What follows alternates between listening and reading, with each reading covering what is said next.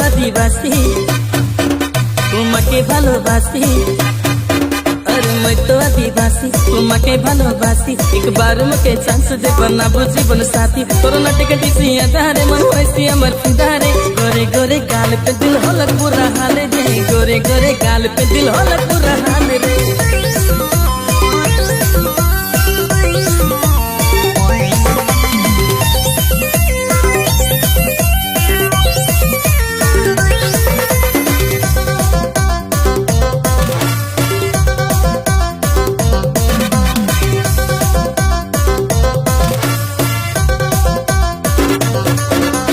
মনের কথা আমি বলছি শোনা, তুমি ছাড়া আর কেউ ভালো লাগে না।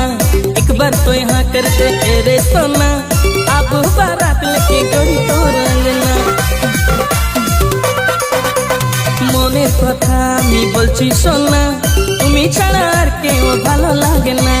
একবার তো यहाँ करते रे सोना, अब बारात लेके गई तोर अंगना। अरे घूमेंगे फिरेंगे नाचेंगे गाएंगे ऐसे करेंगे मगर कब। गोरे गोरे गाल पे दिल होलक बुरा हाल रे, गोरे गोरे गाल पे दिल होलक बुरा हाल रे।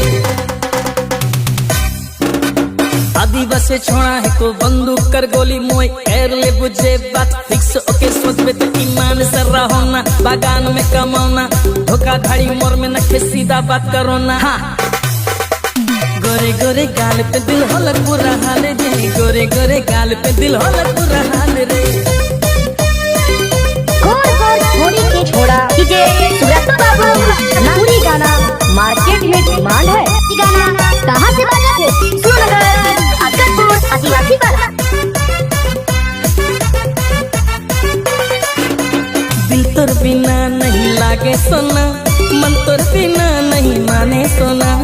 जल्दी से हाँ करते रे सोना, अब बारात लेके गई तोर अंगना।